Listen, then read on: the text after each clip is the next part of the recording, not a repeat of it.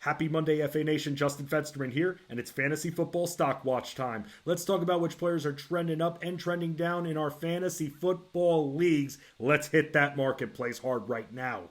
First, for a few players trending up, let's start with DeAndre Swift. His teammate Jamal Williams may lead the league with 14 rushing touchdowns, but Swift has been getting in the end zone a lot more lately. He scored in 3 of his last 4 games, and we're starting to see him get more work in the Lions' passing attack as well. Swift dealt with multiple injuries earlier in the season, and even after he came back Week 8, he admitted he still wasn't feeling 100%.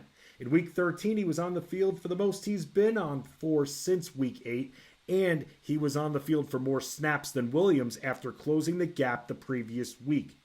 Swift's received 6 or more targets in both of his last 2 outings. He's ranked at least second in target prioritization over his last 2 contests.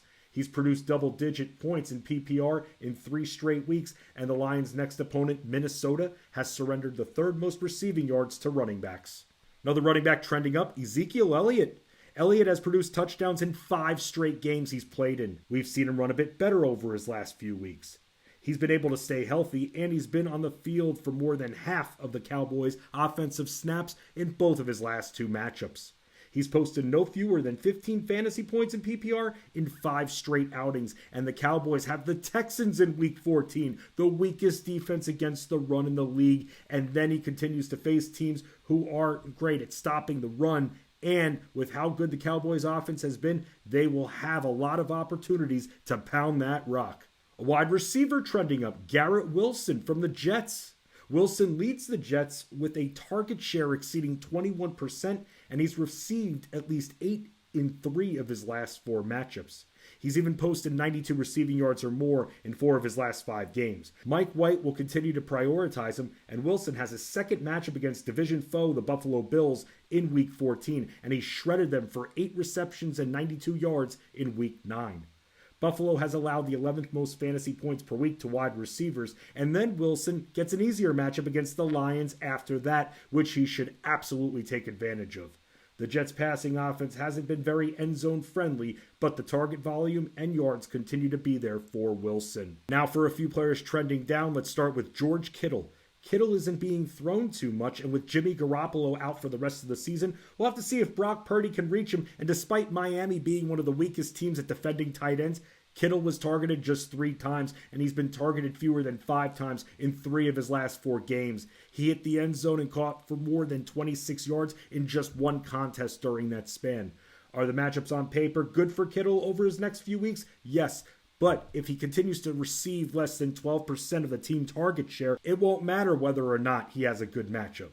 Christian McCaffrey being around has taken targets away from Kittle, and even Jawan Jennings has been prioritized more than him in the 49ers passing attack in 3 of his last 4 contests. Another player trending down, Gus Edwards. Is it preservation? Can his body not handle being on the field extensively? Edwards has averaged less than 22% of snaps this year, and he's been a bit banged up throughout the year. It was a head scratcher seeing him only get 6 carries in Week 13. We'll have to see if Lamar Jackson's injury could put the ball in Edwards' hands more, but he's rushed for 3.3 yards per carry or less in both of his last 2 contests. We've had to see the Lions slow play DeAndre Swift to keep him healthy. Is this what the Ravens are going to have to start to do for Edwards?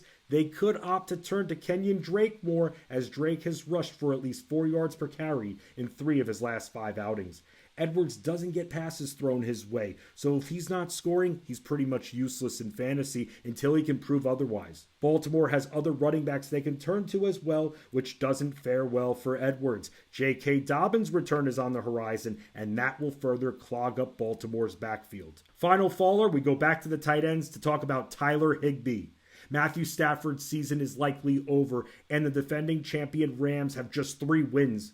Week 13 starter John Wolford completed just 53% of his passes, and Bryce Perkins, another quarterback, completed less than 57% of his passes the week before.